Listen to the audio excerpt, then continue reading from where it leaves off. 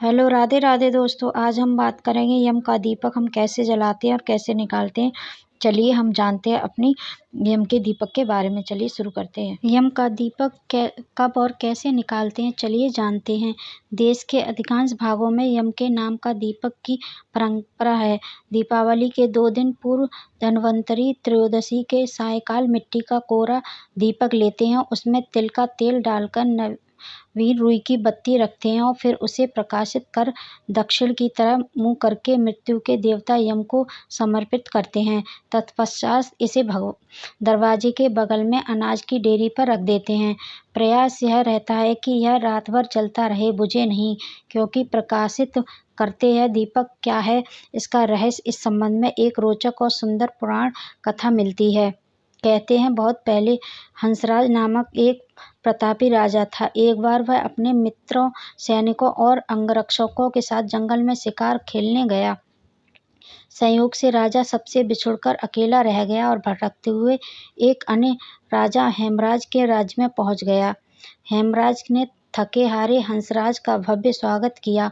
उसी रात हेमराज के यहाँ पुत्र जन्म हुआ। इस खुशी के अवसर पर हेमराज ने राजकीय उत्सव में सम्मिलित होने के लिए आग्रह के साथ हंसराज को कुछ दिनों के लिए अपने यहाँ रोक लिया। बच्चे के छठवीं के दिन एक विचित्र घटना घटी। पूजा के समय देवी प्रकट हुई और बोली, आज इस शिशु की जो इतनी खुशियां मनाई जा रही हैं, यह अपने विवाह के चौथे दिन मृत्यु को प्राप्त हो जाएगा।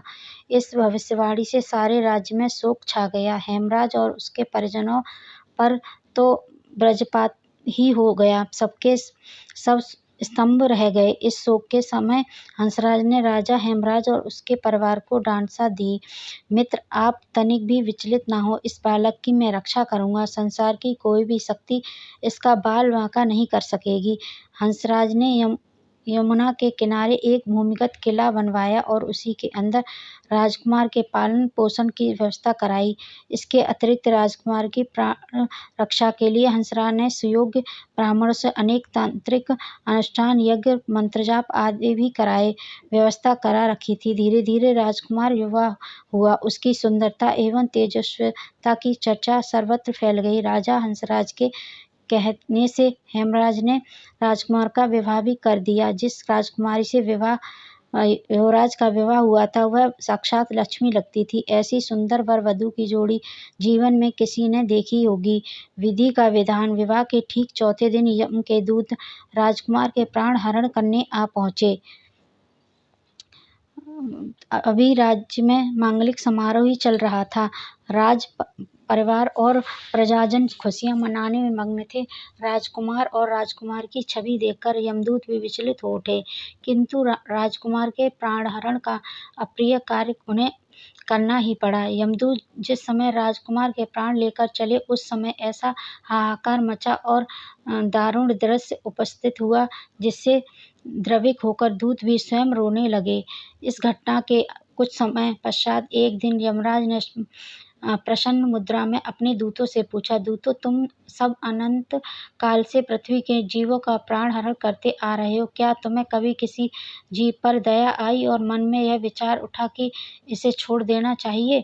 यम के दूत एक दूसरे का मुंह देखने लगे। यमराज ने उनके संकोच को भांपकर उन्हें उत्साहित किया, झिझको मत। अगर ऐसा प्रसंग आया हो तो निर्भय होकर बताओ। इस पर एक दूत ने सिर झुकाकर निवेदन किया, मृत्युदेव, ऐसे प्रसंग तो कम ही आए हैं, किंतु एक घटना अवश्य हुई है जिसकी स्मृति मुझे आज भी विह्वल कर देती है। यह कहते हुए दूत ने हेमराज के पुत्र के प्राणहरण की घटना सुना दी। इस दुखद प्रसंग से यमराज भी विचलित हो उठे। इसे लक्ष्य करके दूत बोला, नाथ, क्या कोई ऐसा उपाय नहीं है जिससे इस प्रकार की अकाल मृत्यु से प्राणियों को छुटकारा मिल जाए? इस पर यमराज ने कहा, जीवन और मृत्यु सृष्टि का अटल नियम है तथा इसे बदला नहीं जा सकता, किंतु धनतेरस को पूरे दिन का व्रत और यमुना में स्नान कर धन्वंतरी और यम का पूजन दर्शन का अकाल मृत्यु से बचा कर सकता है। यदि यह संभव न हो तो भी संध्या के समय घर के प्रवेश द्वार पर यम के नाम का एक दीपक प्रज्वलित करना चाहिए। इससे असामयिक मृत्यु और रोग से मुक्ति जीवन प्राप्त किया जा सकता है। इसके पश्चात से ही धनतेरस के दिन धन्वंतरि के पूजन और प्रवेश द्वार पर यम दीपक प्रज्वलित करने की परंपरा है।